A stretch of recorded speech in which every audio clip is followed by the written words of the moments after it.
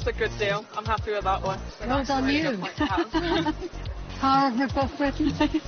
It can only mean that a Rip-Off Britain pop-up shop is back in business.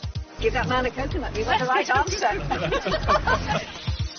And at our latest outing, one thing lots of you were telling us constantly drives you right up the wall is deliveries gone wrong, which is exactly why today Joan has come to see consumer expert Martyn James.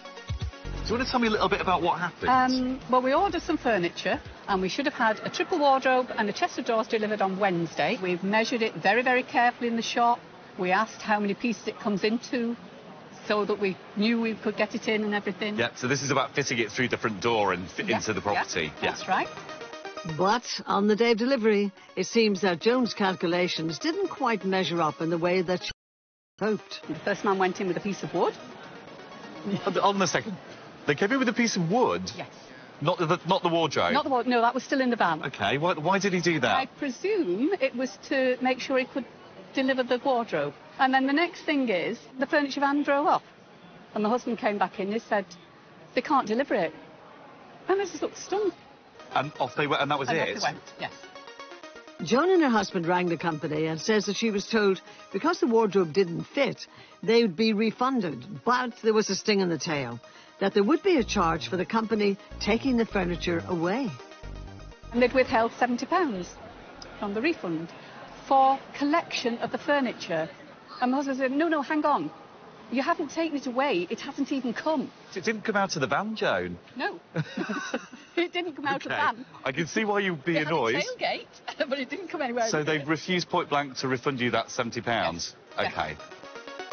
Joan is adamant that she and her husband got the measurements right and says she was even told by the salesman when she bought it that the wardrobe would break down into 3 pieces if necessary. But with the company taking a different view, she wants to know if there's any way she can get her 70 quid back. And if anyone can tell her, it's Martyn. We had a quick look online before, and there seems to be quite a few people who've been affected by this particular issue. Annoyingly, when it comes to retailers, there isn't an ombudsman or a regulator that controls how they work. There is a furniture ombudsman who are great, but unfortunately, this particular company isn't part of their scheme. But it doesn't mean that they can ignore the rules. Now, under the Consumer Rights Act, if the goods that you have bought aren't delivered, they don't turn up, or they aren't as advertised, then you're entitled to a full refund if they can't get those to you in the first 4 weeks. Yeah. And that's clearly what's happened here. You've met your part of the contract. So I'd argue that you've done absolutely the right thing, and I'll be very interested to see why they're being so reluctant. So are you happy for me to have a chat with them and see what I can do? Yes, definitely. Well now, I'm terribly pleased to report that after a bit of persistence, Martyn was able to get Joan's £70 back. So for Rip-Off Britain, another great result. And Martyn wasn't the only expert dishing out some words of advice. Be very bullish and firm about the outcome that you want, which is to have a refund. And I really hope that you manage to get that deposit back. Thank you. Sean Turley is hoping that finance expert Anita Shah can resolve a problem that he's had with his bank after making a mistake that quite a few of you have told us about, the fact that you've done it as well, accidentally making a bank payment to the wrong person. Do you want to tell Anita, Sean, what's been going on? It's on my current account. I tried to pay off my credit card. Right. And it's gone to the wrong person. Right, OK. So obviously contacted the bank. Yeah. And I said to them, can you retrieve the money for me? Because obviously I've made it by mistake. Yeah. I paid the wrong person. By getting a few digits wrong on his online payment, Sean mistakenly paid the £300 to a complete stranger. But getting that money back has so far proved impossible. Unfortunately for Sean, under banking law, if a customer accidentally transfers money to the wrong person, the bank isn't under any obligation to get it back. So despite complaining to his bank and taking his case to the financial ombudsman, he's got nowhere. I have to say, hearing your story, I'm so disappointed for you. And it seems as though you're just being made to suffer for something that was a bona fide mistake. My argument with the bank was, I'm a customer of that bank. And obviously they are saying now that the recipient who had my money can say, I'm not paying it back, and that's the end of it. But Anita thinks it may be worth Sean trying one final tack by citing something called the law of mistake. What is the law of Yeah, mistake? the law of mistake. So basically, you can't unjustly be enriched by somebody else's mistake. Well, the person who's got his money has done exactly that. And the problem is, how do you then rewind it? So you could possibly sue for that £300 in a small claims court. Now, whether that helps or not, it's hoped an end to this problem is in sight.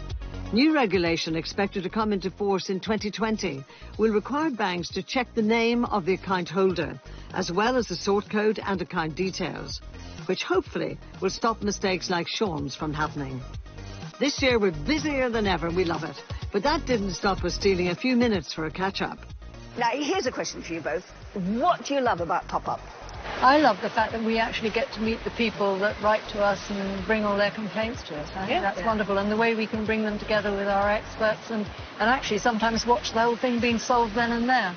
I mean, genuinely, I have acted on the information given out in the programme many times. And only this year, I got something like £1,000 off my house insurance simply by shopping around. It was like house and something else. But I mean, I like the advice, and I listen to our advice. So, what do you like about it? I love what both of you say, but also what I love are the expressions of relief on people's faces when they've had an opportunity to talk to one of our experts, be it about law, about their holidays, about an IT problem, a rip-off with a builder, whatever. And they've been knocking their heads against a brick wall for months, years on end sometimes, and one of our wonderful experts says, this is the solution, this is what you have to do. And it's seeing that relief as that huge weight is taken off their shoulders. And I think that's the brilliant thing that we do with Pop-Up and Pop in general. I know. And we have more advice from our Pop-Up shop later on in the programme. Shopping around for the best deals does usually save you quite a few quid, if you've got the time to do it. So I suppose it's little wonder then that a whole crop of companies have sprung up promising to do the hard work for you. And that's especially true in the energy industry, where competition for your custom is absolutely at its fiercest.